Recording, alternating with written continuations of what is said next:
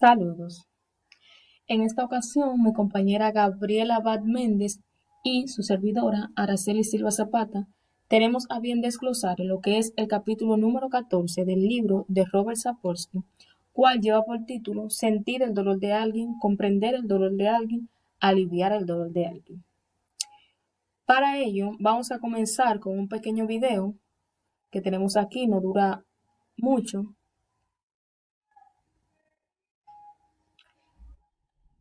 Veamos.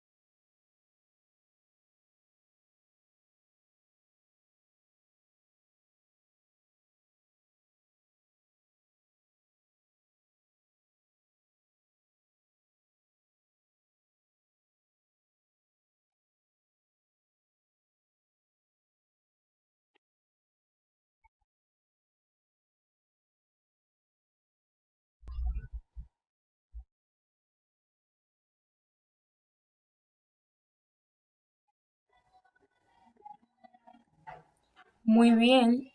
Después de haber visto este video que está explícitamente claro, vamos a pasar de inmediato al inicio del desglose de este tan importante capítulo.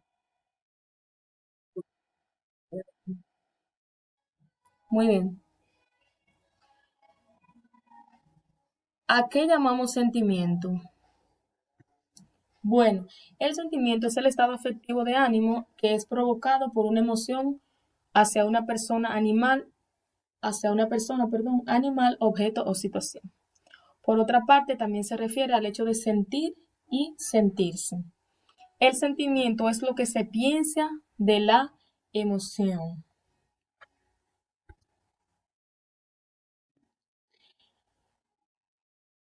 Por frente, como sí y otras distinciones.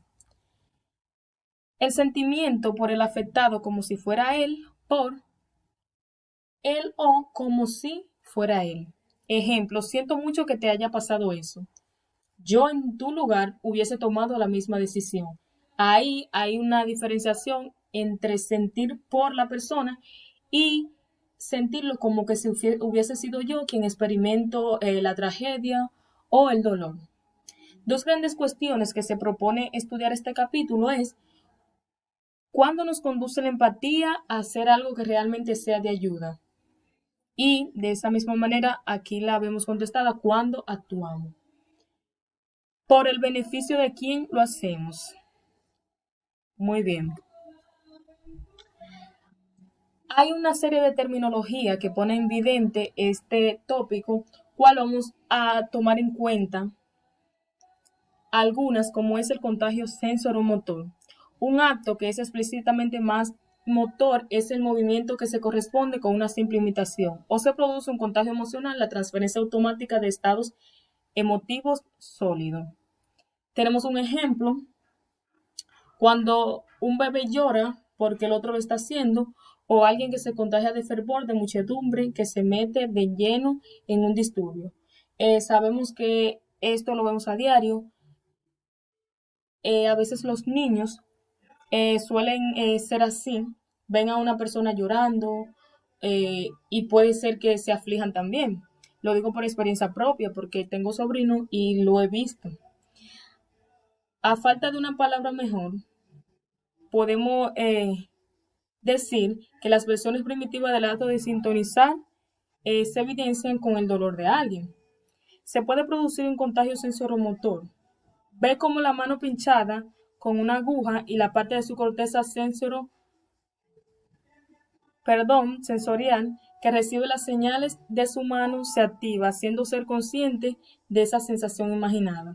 Puede que también se active la corteza motora, haciendo que encoja su mano. O ve caminar a un equilibrista sobre una cuerda floja e involuntariamente extiende sus brazos para equilibrarse. O alguien tiene un ataque de tos y su garganta se constriñe. También podemos, otro ejemplo que podemos dar a conocer es el ver a una persona haciendo cualquier tipo de, eh, cualquier acto y, por ejemplo, ahí menciona el de la puya, ¿verdad? Yo veo que le ponen una inyección a alguien y yo como que me pongo así como que si lo estuviera sintiendo yo. A esto que se refiere. También tenemos la empatía, que fue el principal concepto que se habló en el video, y es algo que muchas veces nos hace mucha falta, y sobre todo hoy día. Una persona está sufriendo, está asustado, se siente aplastada por el peso de una malvada tristeza. Y otro humano, sabiéndolo, es posible que experimente algo absolutamente extraordinario, un estado adversivo que se puede definir relativamente con la palabra empatía. A veces nos hace mucha falta esto. Tan solo ponernos 2 segundos en el zapato del otro y sentir a ver qué es lo que está sintiendo esa persona, por qué está actuando así. Por eso es que no debemos juzgar a nadie de cómo sea, ni por cómo sea. Porque nada es porque es. Todo tiene un antecedente. Entonces, si yo no conozco una situación o aún conociéndola, yo no debo juzgarla. Esto me recuerda a una experiencia que yo tuve en el liceo, que fue que una compañera me estaba contando una situación muy dura que estaba pasando y de repente ella estaba llorando y yo me puse a llorar con ella. O sea, fue como que yo hiciera el problema mío, como si fuera mío. Ahí entra el como si fuera mío. No puedes obligar a nadie a que sienta una auténtica empatía, no puedes inducirle a un sentido de culpa u obligación. Puedes generar versiones sucedáneas de esos sentimientos, pero no los reales. A esto no se obliga, esto tiene que ser que te nazca a ti, porque si lo haces sin nacerte, pues nada más por una obligación, no se dará efectivamente como debe. Coherente con eso, algunos trabajos recientes muestran que cuando ayudas a alguien fruto de la empatía, hay un perfil muy diferente en la activación cerebral, que de esa parte vamos a estar hablando en un momento, de lo que sucede de la activación cerebral. ¿Qué sucede cuando nos empatizamos con la otra persona? Respeto cuando lo hace fruto de un sentido obligatorio de reciprocidad.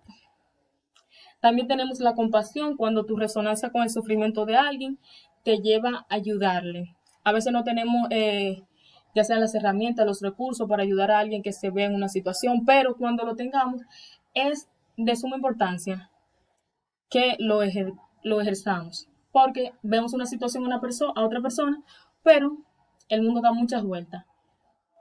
Hoy eres tú, pero mañana puedo ser yo. Por otra parte, tenemos la simpatía, significa que usted se siente mal porque alguien sufre sin entender el por qué.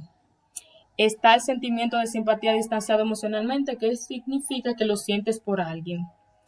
El ejemplo anterior propio también evidencia lo que es este concepto. Y esta sensación indirecta, cruda, de sentir el dolor de alguien como si te sucediera a ti. La toma de perspectiva, imaginar cómo debe sentirse esa persona, no tú. Tal como veremos, ese estado de como si conlleva el peligro de que experimentes su dolor con tanta intensidad que tu principal preocupación pasa a aliviar tu propio sufrimiento. Esto también es algo que a veces se vuelve trivial para muchas personas, pero es un tema totalmente transversal. Y es como ponerte en el lugar de otro. O sea, yo voy a bochornar, por bien decir, a una persona, pero que es delante de toda la gente, pero ¿qué sentiría yo si esa persona me hablara de una manera inadecuada a mí delante de todas esas personas? O sea, ponerme en el zapato, ¿qué yo puedo sentir? También, por otra parte, que esta parte que dice aquí me llama mucho la atención, porque de hecho a mí me gusta la psicología, realmente me gusta, pero muchas veces, aunque he tenido la facilidad o yo he podido ayudar a la persona, pero muchas veces ese sentimiento como que se queda impregnado en mí y muchas veces tengo yo que tratar entonces conmigo misma y también con la otra persona. O sea, es como que me tome demasiado a pecho la situación por la simple razón de la magnitud de la que sea. También tenemos la imitación, que está bien clarita, se define como el comportamiento mediante el cual una persona de forma consciente o inconsciente imita gestos, patrones de habla o actitudes de otra persona. Eso es primordial para nosotros, los futuros docentes, y también para el trabajo familiar. Yo puedo inculcar empatía también con mis hechos, porque como se dice, los niños toman más en cuenta o aprenden más lo que ven que lo que ellos escuchan. El video anterior desglosaba esta parte también, porque vimos como ese padre acaba de la mañana darle una corrección a sus hijos y él, más adelante entonces él comete el mismo error. O sea, vamos a trabajar con los hechos. Vamos a pasar a este subtema bien importante también, que se llama animales compasivos que contagian emociones. Que si los animales también pueden contagiar emociones, sí, claro que sí. La imitación y el contagio emocional son pequeños pasos. ¿Sienten otros animales el dolor de un semejante? Algo así. Y yo diría que sí. Un ratón observaba a otro separados por plexiglas que sufría y como resultado aumentó su propia sensibilidad al dolor.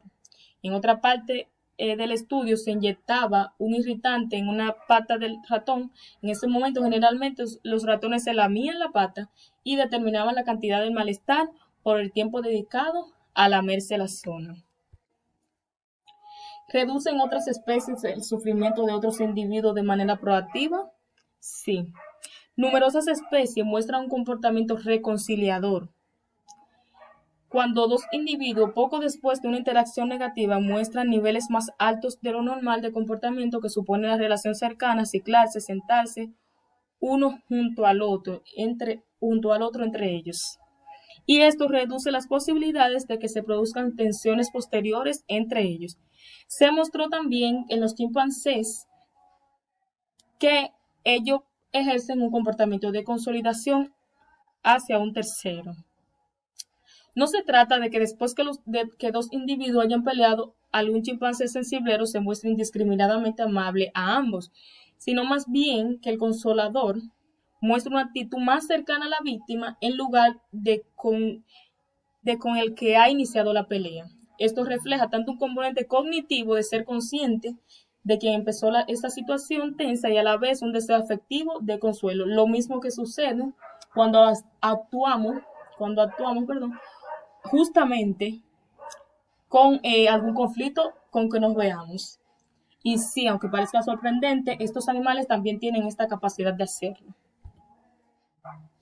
Una consolidación parecida, centrada en las víctimas de pelea, también se produce apreciar los lobos, sobre todo en los perros, que tenemos más ejemplos evidentes con ellos, elefantes y córvidos, quienes aciclan las plumas de las víctimas. Lo mismo se puede decir de los bonobos con algo de sexo con las víctimas junto al aciclamiento platónico. En cambio, esa consolidación no se produce en los monos. Por otra parte, tenemos el componente nosotros-ellos, y un ejemplo clave para explicarlo es el siguiente. Si una rata estaba en una jaula junto a otra rata de una cepa distinta, ayudaba a los individuos de esa otra cepa. Y si una rata era cambiada al nacer y crecía con una hembra de otra cepa, ayudaba a los miembros de su cepa adoptiva y no a los de su cepa biológica. Esto también pasa con los humanos. Nosotros tendemos a ayudar a las personas más cercanas a nosotros eh, que los demás, aunque a veces esto no es tan evidente, sino que hay personas que se muestran flexibles a cualquier necesidad.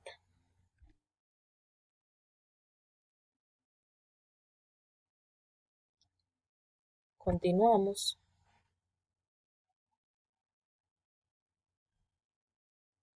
Oh. ¿Por qué todos los animales trabajan para consolar a otro individuo que sufre o incluso lo ayudan? Esta es una gran pregunta. Seguramente no es una aplicación consciente de la regla de oro y no se produce necesariamente por los beneficios sociales. Igual de probable que las ratas liberasen a los compañeros de jaula de las suyeciones, incluso si después no iban a interactuar con ellos. Se dice que puede que sea algo parecido a la compasión. En este apartado veremos el desglose de los niños compasivos que se contagian emociones. Esto es muy común en los infantes, el interactuar y contagiarse emociones. Y nos dice que la capacidad de contagio sensoriomotor madura hacia los estados empáticos respecto al dolor físico de alguien y más adelante también respecto al dolor emocional de alguien. Tal como vimos, la neurobiología de este desarrollo tiene sentido. En la edad en que el estado empático solo es provocado por el dolor físico de alguien, la activación cerebral se centra en la sustancia gris periacueductal,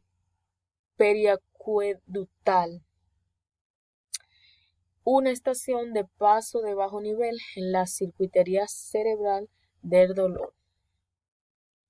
Una vez que el dolor emocional puede provocar un estado empático, el perfil tiene que ver sobre todo la activación acoplada en la CPF VM emocional y las estructuras límbicas. A medida que se va madurando la capacidad para la indignación moral, surge el acoplamiento, que ya vemos aquí, y la insulina y la amígdala. Y cuando entra en juego la toma de perspectiva, también esta sustancia se acopla cada vez más con las regiones asociadas con la teoría de la mente, como la unión tempoparental. Hay estados empáticos ante esta etapa, bebés que muestran contagio emocional, que intentan consolar a un adulto que llora ofreciéndole su peluche mucho antes de que aparezca la teoría de la mente. Esto sucede muy a menudo y es que los niños se vuelven muchas veces muy empáticos, aunque en ciertos momentos ellos tienen la capacidad de discernir cuando una persona está llorando de verdad o cuando solo está fingiendo. Afecto o cognición. El lado afectivo de las cosas. Cuando se trata de empatía, todos los cambios neurobiológicos pasan por la corteza singular anterior. En este apartado se destacan dos grandes aspectos, que uno es el procesamiento de la información interoceptiva, que nos habla de la CCA, vamos a pasar esta parte, y la supervisión del conflicto. Vamos aquí a definir de manera clara lo que es la CCA y cómo se experimenta. De lo que se preocupa la CCA es del significado del dolor. ¿Son buenas o malas noticias y de qué naturaleza son? De ese modo, la percepción del dolor de la CCA puede ser manipulada. Ejemplo, pinche su dedo con una aguja y se activará su CCA junto a esas regiones cerebrales que le dicen de qué dedo se trata y cuáles son los parámetros de ese dolor. En la medida en que la CCA se preocupa del significado del dolor, le preocupan tanto las abstracciones del dolor social y emocional, exclusión social, ansiedad, indignación, vergüenza, como el dolor físico. Curiosamente, la depresión severa está asociada con varias anormalidades de la CCA y la CCA también está implicada en la resonancia positiva cuando su placer es el de usted. Algo muy importante es que la CCA se encarga de avivar y tomar nota, hacer la tarea y en lugar de 2 puntos obtiene 1.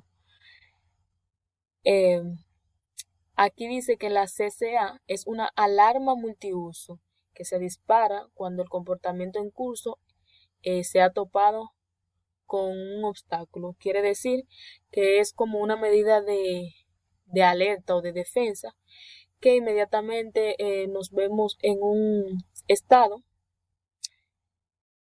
Esto se encarga como de enviar una señal y hace que se activen, ciertos puntos en nuestro cerebro. Entonces, en este apartado tenemos el lado afectivo de las cosas. Fundamentalmente, la CCA es esencial para aprender el miedo y la evitación condicionada simplemente observando. Pasar de parece que le está pasando muy mal, por eso es de evitar lo mismo. Es una cosa, yo ante un problema decir, yo veo como que le está pasando mal el compañero. A yo decir, eso puede ser un ejemplo para mí, para yo no cometer el mismo error. Su implicación en los estados empáticos se va desarrollando desde que los niños son capaces de poner la empatía en contexto y casualidad. ¿Por qué sufre esta persona y de quién es la culpa? Aquí también se explica cómo funciona el lado cognitivo y más aquí abajo dice, resulta más interesante cuando se utiliza más la circuitería cerebral, que es la misma CCA cognitiva, por temas de causación e intencionalidad, que es lo que le explicaba en un momento en cuanto a los niños, cuando ellos pueden distinguir si algo es intencional o si realmente está pasando. Identificarse con el dolor de otra persona también es una tarea cognitiva cuando es de tipo dolor que no has experimentado.